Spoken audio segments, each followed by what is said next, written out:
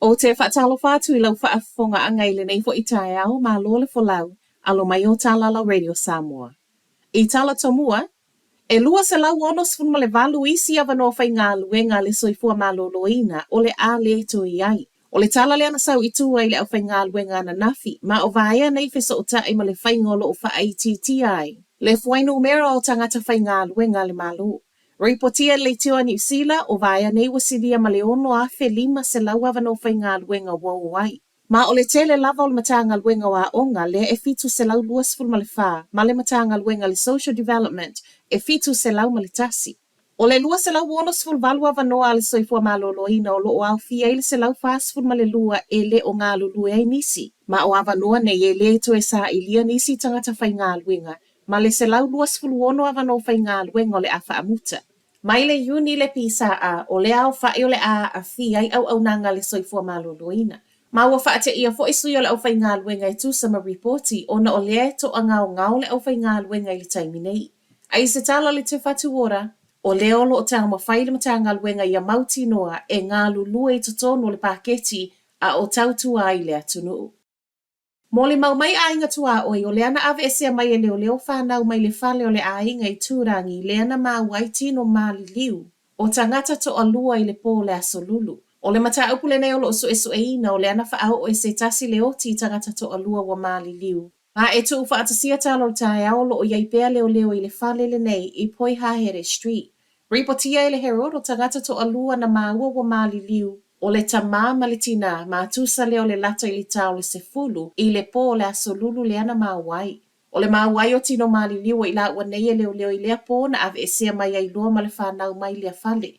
E leo whaingo fia I tangata e sila fia le nei a inga, ai mai se o le manatu a lofa I le whanau. Mai le ofisa o leo I taupo, o le a wha au peo na waaia leo I lea no fuanga I le so, wha asolo atu I le wha ai unga le vaiaso a o wha au I pia so enga.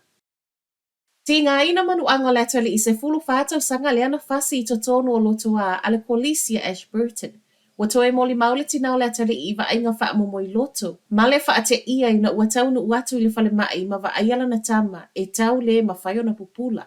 Reporti le One News e tali tonu le tina o le lava na whasi se ia o ina le iloa se mea. Wa wha maonia le pulea onga le polisi o le ana i le wha o lima na tula I mai le vau whana wa o ngā toa lua I le aso wharai le wha ato a umatu. Ai reporti leo le wa wha asolo fo ia la tau so enga I le wha o lima leo wa reporti atu. Iso enga le whale mai o lo reporti ai o lea ua whaina lo na tua CV wha apelo na ulu. E lo ta ua mai po o a au penga na wha o ngai le nei wha o lima fua I le tū ngā o manuanga pau o lea. Wa wha malolo le tū mau mai lea o ngā au wha asolo so enga le na whaia ma o lea fo I wo o reporti I le matanga luenga wa o ngā. E se mai tangata ngā lulu e wha avaitaimi nei e o mai e ngā lulu e wha atoanga. O lea fo I wa yeile suinga wha au popo I visa wa tā ua. O specific purpose work visa. O visa nei e le tasi se matata e ma whaiona wha o ngā ina. E sa ili mai eini a lato fo I tangata ngā lulu e wha avaitaimi wha au popo. Mai le Minister o Immigration Erica Stanford, o hawa noa whai ngā luenga nei wha avaitaimi ma o le suinga wha au popo le nei e o wha atasi. Ma le suinga le ana tā ua mai tangata ngā lulu e wha avaitaimi nei e o mai e ngā lulu e wha atoanga.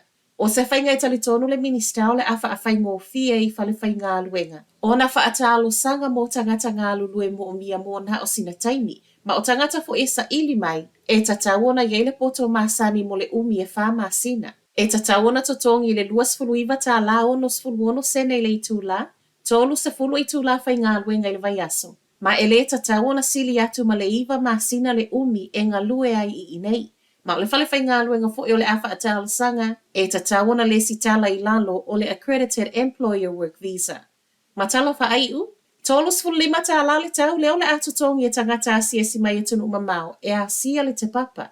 O le tala mai lea ma le whale mataanga I Wellingtone ma o lea e amata totongi, mai le aso se fulu fito le masina asa we tangata se fulu wono tausanga anga I ilunga le matutua. E le o ye se suinga I le whainga o lo matamata fuai tangata kiwi au no ma se totongi. O le whale mataanga le te papa o le emo o mia le mau o le tolu se fulu miliona I le tausanga I wha atupe ai. E se le fast fulu wha miliona lea e maua mai le malo, ma o le totongi o le ata pā mai tangata asia si mai atunu I fafo, o loo wha moe ia mawai nisi miliona wha au popo. Tala nalo Radio Samoa, manuia le nei aso.